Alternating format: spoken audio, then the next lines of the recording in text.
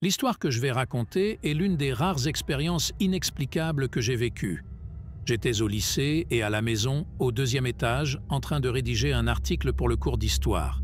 Je pensais que j'étais seul à la maison, mais j'ai réalisé que j'avais tort quand j'ai entendu la voix de ma mère m'appeler en bas, criant mon nom. J'ai répondu, mais elle n'a donné aucune réponse.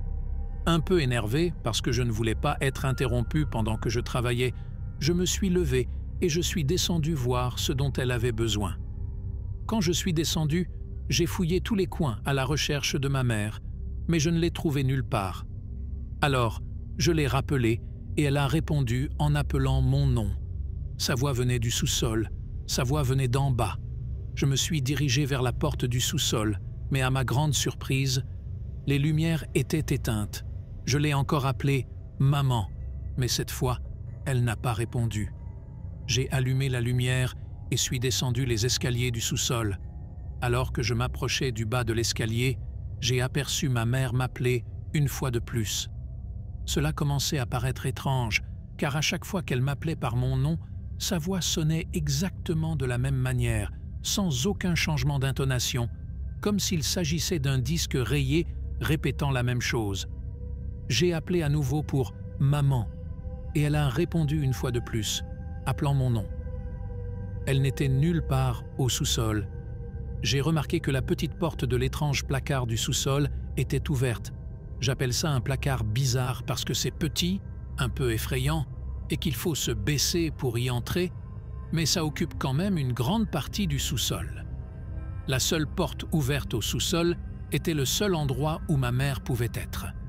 C'était la dernière fois que j'appelais maman, et je n'ai pas eu de réponse cette fois. Je me suis approché de la petite porte et me suis agenouillé juste pour jeter un coup d'œil à l'intérieur. Il faisait complètement noir à l'intérieur, alors j'ai commencé à avoir peur. J'ai dit « Maman, c'est une blague », mais je n'ai reçu aucune réponse. Je ne pouvais entendre que le doux bourdonnement électrique de la lumière au sous-sol. Je me suis levé et, pour une raison quelconque, j'ai décidé de monter en courant, fermant la porte du sous-sol derrière moi et la verrouillant rapidement. Je ne comprenais pas ce que je venais d'observer et d'entendre. Alors j'ai couru chercher la ligne fixe et j'ai appelé le téléphone portable de ma mère. Le téléphone a sonné plusieurs fois avant que ma mère ne réponde. J'ai remarqué qu'elle faisait ses courses au supermarché. Je lui ai raconté ce qui s'était passé, mais elle ne m'a pas cru. Bien sûr, elle pensait que je plaisantais. J'ai passé quelques minutes à insister jusqu'à ce qu'elle commence enfin à me prendre au sérieux. Quand elle et mon père sont rentrés à la maison, nous sommes tous allés au sous-sol ensemble. Quand elle et mon père sont rentrés à la maison, nous sommes tous descendus au sous-sol ensemble. Paraphrase. Quand ils sont rentrés à la maison, elle et mon père nous ont suivis dans le sous-sol. La petite porte de l'étrange placard n'était pas encore fermée. Mon père a rampé jusqu'à cet endroit, mais n'y a trouvé personne. Cette situation est toujours la plus effrayante et la plus intrigante que j'ai jamais vécue, et Dieu merci, je n'ai jamais rien vu de tel à nouveau.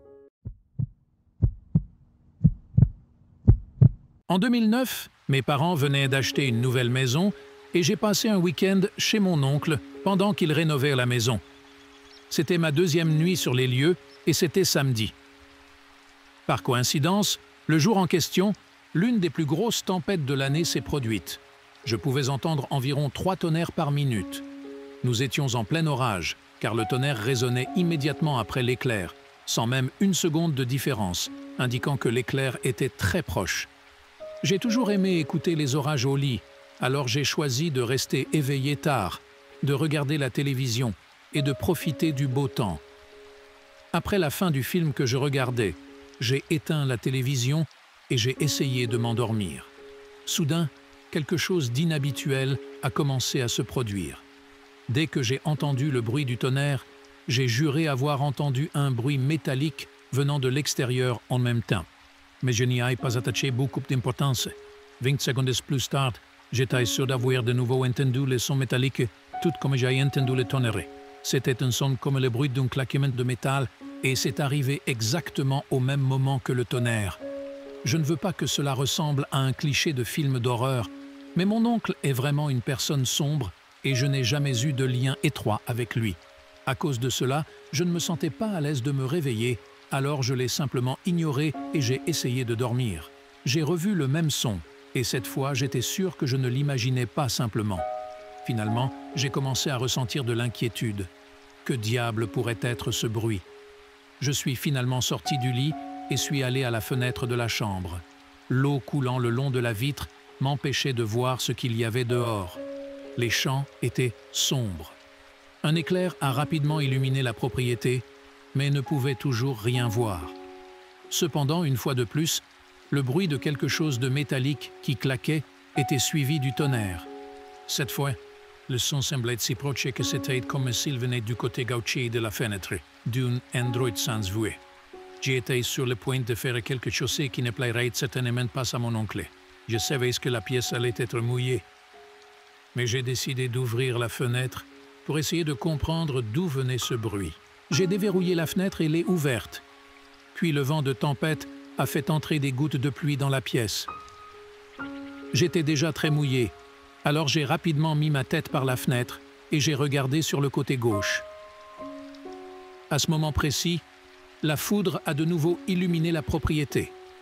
Avec l'aide de la lumière de l'éclair, étonnamment, j'ai pu voir quelqu'un porter des vêtements noirs. Elle était accroupie à côté de la porte du sous-sol, la main levée en l'air. La personne portait la serrure du sous-sol. J'ai ramené ma tête à l'intérieur, fermé la fenêtre sans bruit et l'ai refermée. J'avais très peur et tremblais. Et j'avais peur qu'il ait remarqué ma présence ou entendu quelque chose. Je me suis précipité vers le lit et j'ai fait semblant de dormir dos à la fenêtre. J'ai entendu un autre tonnerre, mais cette fois, je n'ai pas entendu le son métallique. Mon cœur s'est emballé quand j'ai réalisé que cette personne avait cessé de faire du bruit. Je l'ai vue, elle me surveillait dans ma chambre. Mon esprit était agité, plein de questions, et mon cœur semblait sur le point d'exploser.